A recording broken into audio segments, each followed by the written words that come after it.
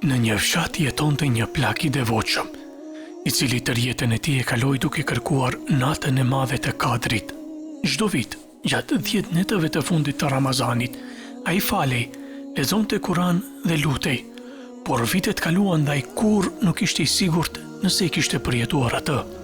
Kur ai ishte tashmë i dobët dhe i moshuar, nipi i tij e pyeti: "Gjysh, nga e di se e ke gjetur ndonjëherë natën e Kadrit?"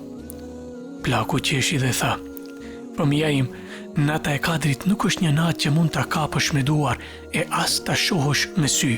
Është një natë në të cilën ndjen se të janë falur mëkatet, se zemra jote është më e lehtë dhe shpirti yt është më afër Allahut." "Po, si e dini se ka ndodhur me të vërtetë?" pyet nipi i hutuar. "Një vit, ndërsa ishte në sejdë, ndjeva që pesha e gjithë jetës sime zhdukej, sikur të më kishin avulluar të gjitha brengat dhe telashet. Ndjeva një dashuri që nuk e kisha ndjer kurrë më parë, dashurinë e krijuesit. E di atëherë atë natë se kisha gjetur atë që kisha kërkuar," tha i moshuari. "Pra, mjafton ta ndjesh atë dashuri?" pyet nipi. Plaku vendosi butësisht dorën në kokë dhe tha: "Mjafton që zemra të gjej atë që i mungon atë natë, falje, paqe, lidhje me Allahun. Kush e ndjen këtë e ka gjetur natën e Kadrit."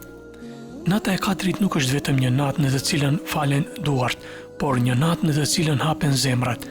Ai që e kërkon sinqerisht do ta gjejë, edhe nëse nuk e di saktësisht se kur.